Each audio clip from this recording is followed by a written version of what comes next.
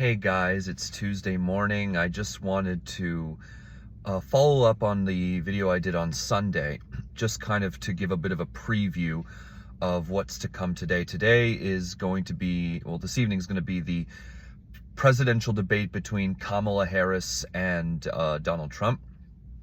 And I think I kind of just want to give my own take on kind of what to expect. I think those of us who have watched debates with Donald Trump have kind of just assumed he's going to just break down and start rambling and just completely collapse. I think it's kind of important to reset expectations because the rules this time around are going to be more advantageous to Donald Trump, kind of like the rules for the debate he had with Biden this year. One of the big changes that they've made to the debates this year, besides the whole fact that it's now no longer like a national debate, these are sort of one-offs because the whole institution they had, the Commission on Presidential Debates, doesn't exist anymore. So the campaigns have kind of been negotiating these things directly, and now, so the rules are going to be a bit more advantageous to Trump. The big change is that the mics are going to be off when it's not their turn to speak. So when it's not Donald Trump's turn to speak, his mic's not going to be on. So he's not going to have a chance to just interrupt and just break down like I think we've kind of all gotten used to. So that's something that could work more in Trump's favor, is that he has less of an opportunity to break down. And I think this is more Trump's campaign than Trump himself who negotiated this. But that's something to keep in mind, and I think it's one reason why he, in my opinion, won the debate he had with Biden this year, which, as far as I know, is the only debate he's actually won. So that's important to keep in mind, is that this debate could go either way. Harris could get under his skin somehow, but Trump could also could hold steady, because again, he has less of an opportunity to bomb the debate. And I think it's important to keep that in mind as we watch tonight. I'm not sure when I'll be able to record a follow-up. I'm busy with a lot of stuff. But I think as we watch the debate, we should keep in mind the change of rules and the change of candidates. And really, I don't know what I'm going to expect to see tonight. So we should keep in mind that it could go either way. Trump could win, Harris could win, or it could be a tie. And I think anyone who's confidently saying how the debate's going to go is lying to you, and they don't know what they're talking about. Go into the debate with an open mind about how it might go. And don't be surprised if there's something you don't expect happen tonight. Now, I want to also follow up something I said about the Senate.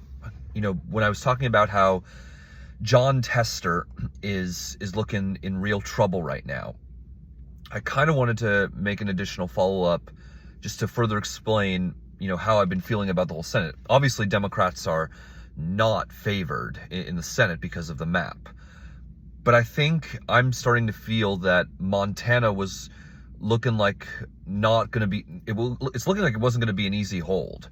And once it goes, it's gone. That seat will, if Tester loses, that seat will be safe Republican in 2030. So I'm increasingly feeling like Texas is going to be seat number 50 if the Democrats actually do end up holding Senate. I alluded to this in the last video, but I kind of also want to follow up by saying, with Montana increasingly going Republicans' way, Texas is going to be the seat that potentially saves the Democratic Party. But I also want to point out that there's another red state that Democrats are defending that, at least for now, they're looking better in, and that is Ohio. Now, I didn't really get to explain a lot of this the last time, but Ohio, at least for now, is looking more secure in the Democratic column. But there was a poll that had Sherrod Brown at 46%, up 2 points over Bernie Moreno at 44%. This was an example where Trump's endorsement really botched the Republican nomination here, and it's because of that Democrats might actually end up holding this Senate seat. But don't be surprised if, there's still 56 days left to go. This seat could also deteriorate for Democrats. However, unlike Montana, which if Tim Sheehy wins, that's going to be safe Republican going forward. I don't see Bernie Moreno really making the Ohio Senate seat safe Republican. I think Ohio is a bit closer than, it's a red state now, but I think it's a bit closer than some of the others. And Bernie Moreno, just like J.D. Vance, is an underperformer. He's not the best fit for the state. He alienates a lot of people, and I think, and I feel the same way about him as I do about J.D. Vance, that as long as Bernie Moreno and J.D. Vance are the incumbents, those seats are never going to be safe Republican. I think they start off, both Senate seats in Ohio start off as lean Republican, with J.D. Vance and Bernie Moreno as the incumbents. So I just wanted to also point that out and say, but, you know, like I said, Sherrod Brown is in a toss-up race. He's been leading in the polls, but that seat could easily deteriorate the same way that Montana has. And with Montana deteriorating, Texas is going to be the seat that Democrats have to put in play.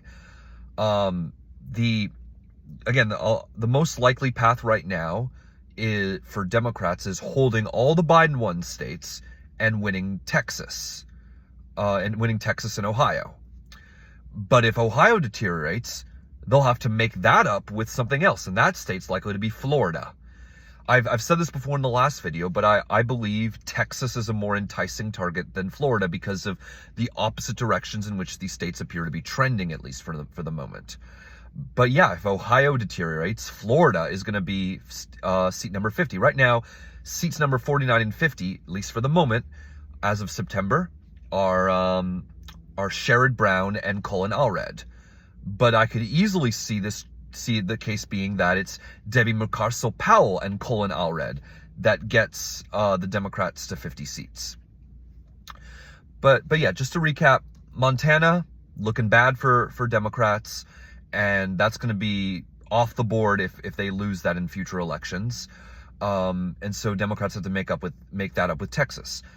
If Ohio deteriorates the same way, they'll have to make it up with Florida. But unlike Montana, I don't think that seat's going to start off as safe Republican in 2030 with Bernie Moreno as the incumbent. With Matt Dolan as the incumbent, that could have easily been a safe Republican seat.